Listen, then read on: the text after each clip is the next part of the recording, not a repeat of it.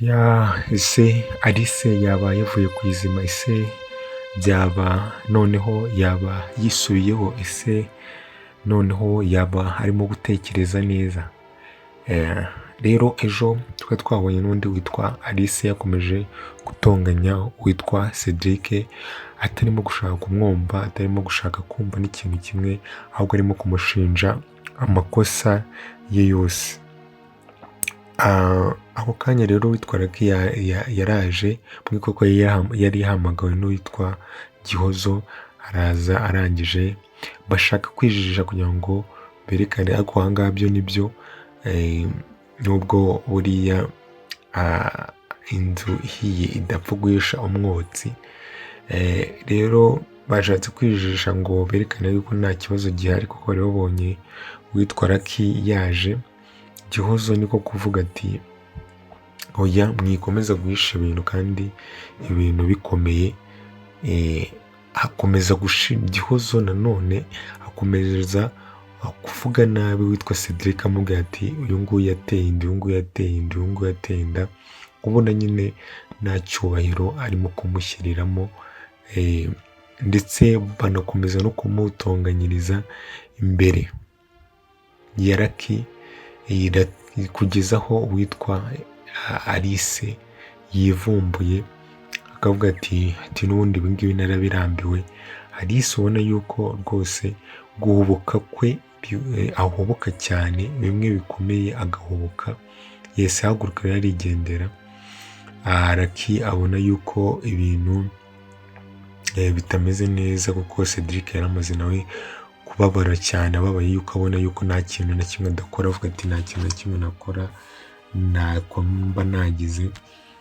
Arangije nawe Lucky aramwegera amubwira ati humura bro, ibi byose bizarangira, kuko Cedric nyine yarababaye cyane. Aho ngaho turavuye tureze twigarukira kuri Alice nyine, n'ubundi yari arimo kurira. Noneho witwa papa waramuhamagara aramubwira ati mwana wanjye urimo kurizwa n'iki? Ati bya bindi bya Shalom biracyakuriza kuba warakoze ubukwe, biracyakuriza? Ndamubwira ati yego biracyandiza, ariko ntabwo hajya haburamo n'utundi tuntu tugenda tundiza. Ariko mwibuke hano nuko atisanzura kuri papa we ngo amubwire ati Cedric gutya na gutya niwe nkunda. Ariko mwibuke yuko ibi byose nubwo wenda Alice akora ibintu bitari byiza, gukunda Cedric wo aramukunda. Gukunda Cedric aramukunda, ahubwo nuko ari igihe umuntu aba nyine ateye nabi nyine mu buryo butari bwiza, akaba ateye nabi mu buryo butari fresh. Rero twavuye turangije tugaruka kuri Kami ndetse na Cedric. Cedric arimo kubwira Kami ati ariko nawe ubwawe kuko ntabwo unyizera kuko ndimo kukubwiza ukuri. Ati njyewe uwo mukobwa muvuga njye nawe nzi, umukobwa muvuga njyewe ntabwo ari njye wamuteye inda, ntabwo namuteye inda. uwo mukobwa muvuga usibye yenda kuba yaramfashije, ariko njyewe nanda namuteye.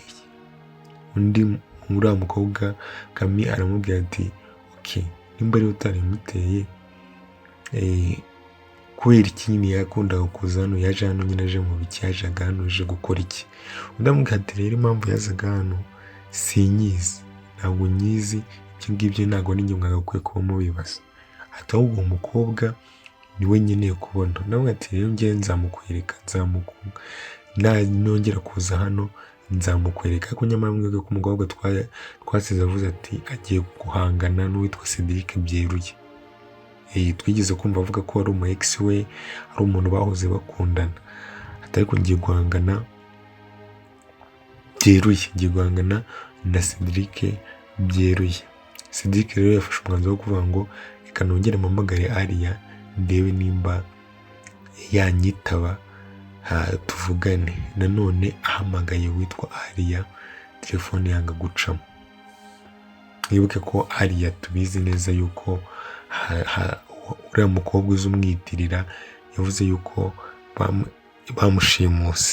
baramushimuse kugira ngo babone uko biyitirira iryo zina.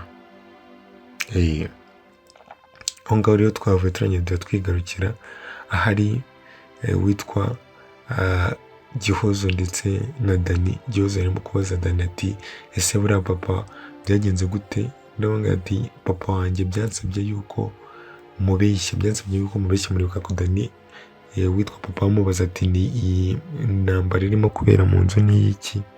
Undi aramubwira ati ni iy'abakozi ba Alice. Turamuhungu n'umukozi wa Alice nibyo barimo kuganira aho ngaho, barimo kuvuga uburyo bajugaritse uwitwa papa Alice, bari baramujugaritse baramubeshye. Mwibuke maze Gihozo mwibuke we yavuze yuko ku kazi akorana n'uwitwa Cedric nyine bakorana. Undi aravuga yuko ari abakozi ba Alice.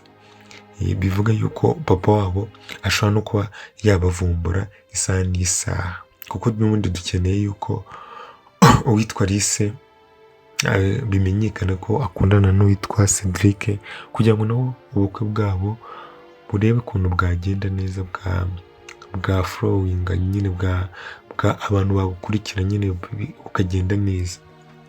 Aho ngaho twavuye turangije tuza twizira kuri Kami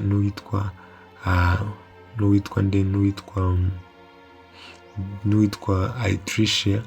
Bari barimo kuganira nabo, barimo ko uwitwa Kamona ahangayitse, barimo kuvuga ati ibintu bizarangira ryari? Ati ubu ngubu mbabajwe na musaza wanjye ibintu aba arimo gucamo, mbabajwe nyine n'ukuntu aba yitanze mu buryo bwose arwanirira ikintu kimwe. Ubwo kuvuga ngo arwanirira ikintu kimwe ni ukuvuga ngo arwanirira urukundo rwa Alice, ariko nta kintu nyine na kimwe bitanga. Kandi kuko twabonye yuko Alice adashobotse, atisubiyeho rwose, yaba umukobwa udashobotse kandi ari umukobwa wakunda umuntu ukabona birajyanye. Gukunda warakunda, ariko hari igihe ukunda uri umukobwa udashobotse, uri umukobwa utumva, uri umukobwa utagirwa inama, uri umukobwa wiyumva, uri umukobwa mu buryo runaka nyine nta muntu n'umwe wakugira inama. Kuko inama Alice yagakwiye kuba yagiye yumva, yagakwiye kuba yumva yuko nta mpamvu yo kumva amabwire ngo yumve ibintu bitari byo, kandi hari ukuri kweruye kwa nyako. Aha ngaha yagakwiye kuba nyine yarabyumvishe gutyo, akabyumva gutyo, undi akabasha kuba yakora ibintu bye neza. Aho ngaho rero witwa Tricia yavuze ati nta kundi kuntu twabigenda usibye gutegereza tukareba uburyo ibintu byagenda mu buryo. Aho ngaho twavuye noneho witwa Dani nawe aza kureba uwitwa Tricia, no kuwitwa Kami aramubwira ati ese sheri wanjye ko dukundana, ubizi ko tumaranye igihe nta kintu duhishanya, kuko ugende umishe ibintu bya Cedric, umishe yuko Cedric yateye inda kandi atari byo. Ndamubwira ati ntabwo ari ukubiguhisha, ntabwo nashaka kubiguhisha, ahubwo nanga kukubwira amakuru nizeye. Nagombaga gushaka uburyo mbanza kumenya amakuru nizeye, kandi urabizi ko yuko nta kintu na kimwe nkwisha. Ati rero nari nkeneye kubanza kumenya amakuru nizeye, kandi bisa nkaho n'ubu ngubu amakuru nizeye nyine nayo nari namenye, cyane cyane yuko ibi bintu barimo nyine amakuru, ni amakuru yabyo ahari, ni amakuru yabyo ahari kabisa, nayo ahari. Aho ngaho twavuye turangiye tugaruka kwitwa Cedric arimo gukomanga ku gipangu, yagiye kwirebera witwa Aria ngo amenye amakuru ye. Witwa Cedric rero yarimo gukomanga ngo amenye amakuru ya Aria, kuko wenda nasanga Aria noneho atagihari hano muri ino nzu, araza kumenya ko hari abantu barimo kumupangira, bityo byoroshye kuba noneho byakoroha. Hari abantu barimo kumupangira, noneho byorohe kuba yahita amenya imipangu yabo yose. Aho ngaho twavuye turangiye twigarukira kuri Gihozo ndetse na Alice. Bwa mbere Gihozo yavuze utuntu twiza, arangije abwira Alice ati njyewe ndumva natekereza ko iranda ari iyande, ari iya Cedric. Ndiko ndimo kubitekereza ko iranda atari iya Cedric, kandi koko ushobora gusanga atari iya Cedric. Ati kubera ko iranda ni imvutsi, iranda irakuze, kandi ugereranyije urabizi yuko Cedric yabaga hano nta hantu na hamwe yajyaga. Ikindi n'igihe yaburiye nta gihe kinini cyashize. Ati rero iranda kuki dutekereza ko ari Cedric kandi atari byo. Numva atari iya Cedric rwose, njye ndimo kumva atari byo, ngo numve ko ari iya Cedric ngo mbyiyumvishe. Ati nawe nubishyira mu mutwe wawe ugatekereza neza, uraza gusanga atari byo. Uwitwa Alice hano rwose noneho ntabwo yaruhije, yahise atangira kubyumva, aravuga ati noneho uzi ibintu kuko urimo kumbwira ari byo, ibintu urimo kumbwira uzi kuko byaba ari byo.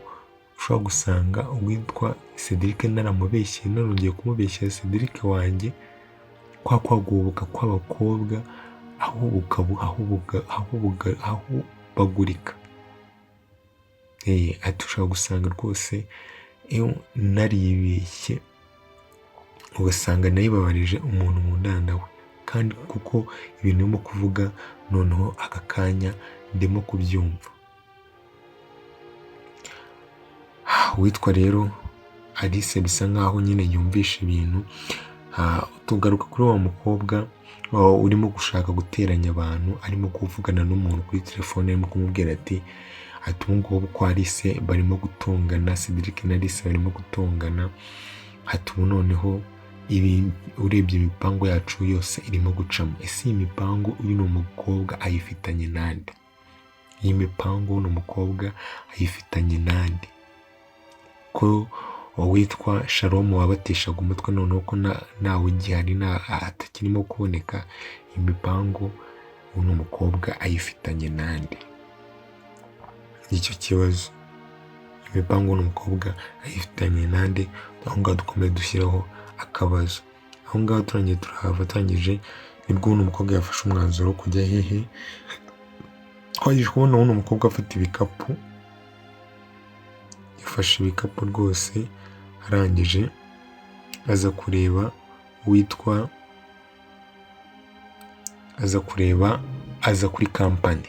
Yaje kuri kampani, arangije azahamagara witwa Cedric, waje kurwana intambara yeruye no kurwana kunda Cedric atamuteye. Ubu ngubu intambara igiye kuba intambara. Ciao, reka dukomeze dutegereze turebe ibindi bice ukuntu bizaba bimeze. Se uno mukobwa we uje kurwana biratanga iki? Se uno mukobwa yatumwe nande? Se noneho Alice araza gufata icyemezo noneho cya nyacyo, abashe kuba yarwanira hamwe iyi ntambara n'uwitwa Cedric, abashe kuba yamufasha. Reka dukomeze dutegereje turebe. Ciao, mukomeze mugire ibihe byiza.